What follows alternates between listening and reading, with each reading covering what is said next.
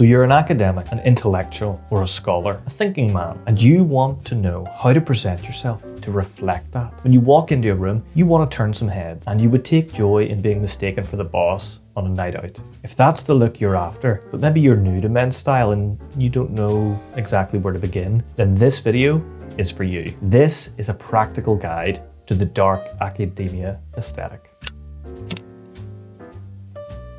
Have a flick through Pinterest yourself and other sites. You will immediately get a sense of what the dark academia color palette is all about. You'll immediately notice that there is a specific palette that this style sits within.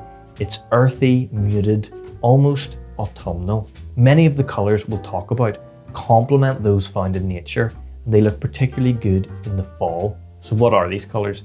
These are browns, okay? Things like chocolate, chestnut, espresso colors. Brown instantly evokes those feelings, those thoughts of old books, wooden shelves, leather satchels, and candlelit libraries. It grounds the outfit and communicates a subtle seriousness and a connection to tradition without feeling as severe as something like black. Now, according to color theory, brown makes other people feel safe, grounded, and comfortable. It suggests maturity, self-possession, and warmth. Then we have greys, things like light, mid-grey, charcoal as well. Grey is a great color. In fact, it's so versatile because it's not a color, it's a non-color. And that's good because it means it goes with virtually everything else. It's very easy to match. It signals that you're in control of your emotions, you're confident, and you have a subtle authority. Then we have creams and off-whites. These do a great job of softening the palette a little bit, introducing some contrast from the likes of the browns and the greys. They will make you seem more approachable, intelligent, and refined. In fact, when it comes to brown, grey, and creams, I'd recommend that 80 to 90% of your wardrobe be made up of these colors if you're going for the dark academia aesthetic. They are your base, okay? But don't panic, we're not going to be as boring as that. There are a few more colors we can bring in to bring your outfits alive, to give them some personality. The best way to do that is with accessories like ties, pocket squares, and scarves. But what are these colors that I'm talking about? We could refer to them collectively as the deep tones. Forest green, burgundy, and navy. Okay, these are dark colors. Forest greens, that communicates stability, self-awareness, and calmness. Burgundy, that can convey passion and strength. It's a really good way of drawing attention in a low-key, dignified way. And then we have navy. Classic, trustworthy, makes you look sharper, smarter, and more disciplined. Now, there's no problem in having all three of these deep tones in your wardrobe, but what I would recommend is have a play around with them. See which one suits your complexion best. For me, I find it's forest green. It complements my green eyes. Now, I haven't talked about black, okay? You can use black, but I would recommend using it sparingly, okay? It's a little bit more modern than the traditional vibe of dark academia, so if you introduce too much black, it can actually take you out of this aesthetic and move you into something more minimalist or gothic, okay? A coat, overcoat, boots, turtleneck, those things in black, they can work quite well. Okay, now that we've got the palette down, let's move on to material. Now, this is where people often get overwhelmed because they lack the knowledge, okay? They didn't do a degree in fashion, but you don't need that, okay? Don't worry. I will walk you step by step through a brief introduction to materials. Some of these you will likely have heard of already, but maybe you don't really know the difference between them or, practically speaking, how to bring them into your wardrobe. And we're going to discuss materials in terms of three categories. We have fibers, then fabrics, then patterns. This is a hierarchy, by the way, okay? So fibers sit at the top. They make up everything. They can be used to produce specific fabrics, which can be styled with particular pattern. Let's start with the fibers. In other words, the raw material that makes up the garment. The two most basic ones that you'll probably be familiar with are cotton and wool, okay?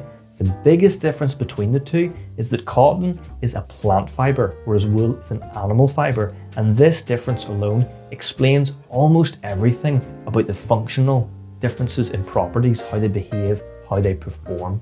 For example, cotton is breathable and light. It's not great at insulating when it's cold, but it is smooth, soft, it's not very itchy.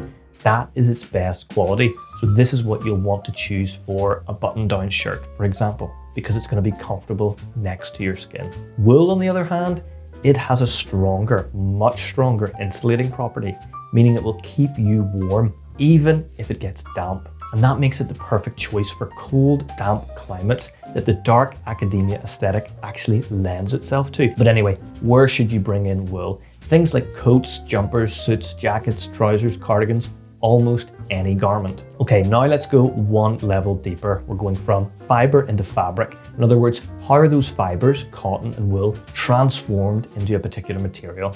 Things like flannel, corduroy, and tweed.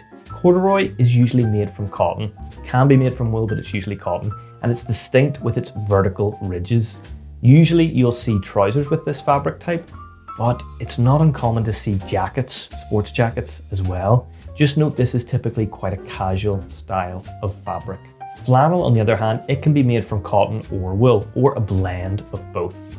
It has a brushed surface, making it feel soft, almost fuzzy, easier to feel this type of material than to spot it by eye. Then we have tweed, a rough, sturdy wool fabric that feels thick, durable, usually quite coarse. It's best used for those outermost layers, blazers, overcoats, heavy trousers. It comes in a variety of weave patterns. So what are weave patterns? They are the final tier when it comes to discussing materials. So let's finish this off. We've got herringbone, barleycorn, houndstooth, Glen check, and the Prince of Wales check. For this section, I'm going to leave it up to you. They don't really have performance advantages per se. It's just down to your personal style. So what I would recommend you do is have a play around.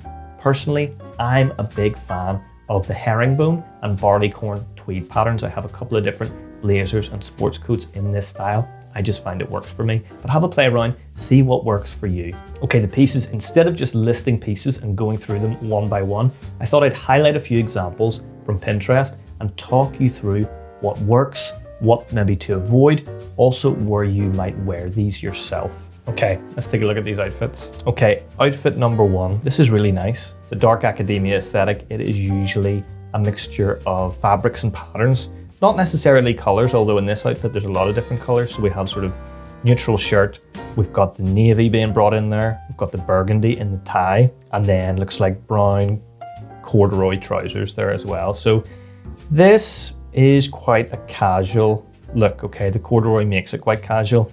Although we do have a nice wee pocket square there as well. I would say quite a relaxed outfit. You could wear this out for a coffee, out for dinner. You wouldn't wear this to something particularly formal because the corduroy makes it quite casual, as do the sort of lighter colors, but it's a very nice look. Okay, outfit number two. This is nice. This is a bit more preppy. We've got a lighter jacket this time. So here is a good example of herringbone.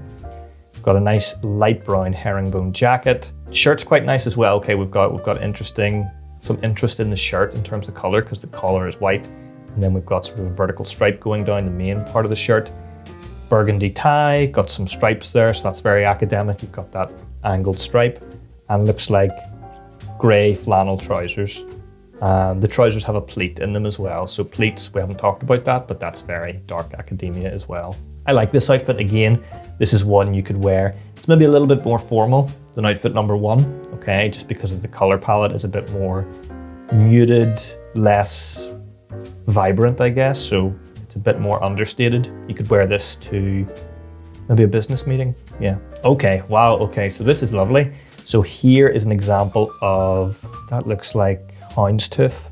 Just zooming in there on the jacket, that looks like a houndstooth pattern. Okay, so we mentioned those. It looks almost aristocratic, okay, but I mean, this outfit looks fantastic. We've got lots going on. Got the brown in the jacket, the grey is in the, looks like flannel trousers again with a pleat. We've got the burgundy coming in this cardigan, this button-up cardigan, lovely. Looks like a spear point collar. And we've got the blue, the navy in the tie with a nice pattern there as well. It works so nicely because some of the detailing in the jacket, you've got red and it looks like either black or a very dark navy actually going through the jacket. And that's what makes that cardigan red and the blue of the tie work as well. This is a fantastic outfit. Yeah, really, really nice. Okay, so this is a similar blazer to what we saw before. Again, it's herringbone. You can see that sort of zigzag pattern. This time we've got another button-up cardigan, but this time it is a forest green. But again, we're bringing in that red in the tie. And again, I suspect this is grey flannel trousers again. Another absolute banger. Lovely pocket square fold there as well. Looks like it's a mixture of red and green, which matches the cardigan in the red. This one looks almost like an AI image, but let's just take it for what it is. More monochromatic here. We've got two main colors just. So we've got, looks like navy suit and a dark brown sort of chocolate overcoat. Overcoats are a great tip for dark academia. If you can get one that goes down to your knee, that sort of flows in the wind, big style points. Okay, very casual look here. We've lost the jacket. Here we've just got pleated, looks like navy trousers. Looks like a nice knitted jumper there, forest green as well. I like how he's turned the cuffs up. The cuffs turned up, it's a nice look. Looks very studenty from sort of 1950s, 1960s. Very nice. Okay, so this is a really interesting one. So now we're seeing the corduroy, not in the trousers, but in the jacket. As you can probably tell, it makes the blazer really, really casual. Okay, this is not a formal blazer. This is something you could wear pretty much anywhere. You could wear it wearing groceries, out for a catch up with a friend. Very casual outfit. Wouldn't wear it into a smart office lunch or anything like that, but this is great, sort of bordering on dark academia that you could fit into your everyday life. Okay, here's Pierce Brosnan. That's a great one. This looks like, I don't know what film this is from, but I imagine he's playing a teacher at a college or a university. So we've got light brown in the jacket, quite unstructured, very nice. Hard to tell about what's going on with the trousers, but pale blue shirt, and you've got that sort of funky pattern coming in the tie. Leather, brown, a little bit of stubble actually works quite well with dark academia. It's not meant to be as refined as business in terms of the facial hair and the hair, so you can sort of let that grow out. Pierce Brosnan looks fantastic here. Got the books, leather satchel, great look. Ooh, I don't know how I feel about this one. So it looks like he's holding a houndstooth jacket there. We've got a sweater vest. Let me know what you think about sweater vest down in the comments. You do get sort of funky patterns like this in the dark academia style from time to time. It's not my kind of thing, but he's sticking to the color palette, okay. Got a brown leather strap on the watch. Interesting watch face, actually. Again, grey flannel trousers, and you've got that forest green, sort of olive green look in the shirt and also in the sweater vest. And a nice check actually is brought in the tie there. Clean shaven, looks very studenty, very preppy. Not my kind of thing, but might work for you. Oh, okay. Okay, lots to talk about here. This, I would say, is no longer dark academia. So here we have broken the cardinal rule of dark academia, which is no jeans. Okay, no jeans. And if you were going to bring in the jeans into this outfit, you would go for the darkest denim you could find, not bright blue jeans like this. Herringbone jacket, looks good. It's quite a tapered fit. Waistcoats, that's something we haven't talked about. Waistcoats are very dark academia. Here, really interesting. I've never actually seen a waistcoat quite like this. So double-breasted, but also corduroy in the waistcoat. There are elements of dark academia in this image. So you've got the mixture of patterns. Herringbone in the jacket, corduroy in the waistcoat, technically denim, but we're going to pretend we didn't see that. And then we've got sort of this diamond pattern in the tie. It works until the waist, I would say. And then that's where it stops working. Okay, probably the most formal, one of the most formal outfits we've seen. Herringbone pattern suit, dark grey, almost charcoal, burgundy brought in the tie and the pocket square. Not even a white shirt, this is sort of a grey shirt. I think it looks great. Really, really great. This is maximum amount of authority here. Now, it's probably too smart to wear out for coffee, unless you're into suits, and then go for it, I say. It's a great outfit. Complements his complexion and his hair quite nicely. Ooh, that's an interesting one. That's very different from what we've seen so far. We've got checks in the shirt. We're leaning really heavily into forest type colors, greens and the browns. The jacket here has got a check to it. Got a little bit of red brought in the check of the jacket, but the main focus here, we've got sort of olive trousers and we've got forest green jumper. One big mistake in this outfit. Let me know if you spotted it before me. One huge glaring mistake. Everything's brilliant apart from the accessories. Belt, beautiful brown belt, nice buckle. Look at the watch. black leather strap on the watch. You need to match your leathers, people, okay? So minus points for that. Other than that, fantastic outfit. Oh, okay, turtleneck. I haven't talked about turtlenecks. Turtlenecks are really good, especially if you get sort of a chunky knit. That can look really good. Dark Academia, we've got cream here. You could go for navy or black, it would work as well. But the cream goes very well with the jacket. Okay, we've got brown coming in the jacket, in the belt as well. Light gray this time, pleated trousers. This looks fantastic, honestly. And it goes really nice with that wooden aesthetic that he's got. I mean, his office is even Dark Academia. Much nicer than mine. Folks, I want to hear from you down in the comments below. What do you like the most about the Dark Academia aesthetic? Also, if you are looking to go beyond this guide, let's say, to step beyond clothing, but also make sure you're consistent with your accessories and your everyday carry, then I have the video for you. Okay, check this video out right here. Right here, I go through accessories, 6 or 7 different types of accessories most people do completely wrong, messes up their whole outfit, okay? So check that out. And as always, thank you very much for watching.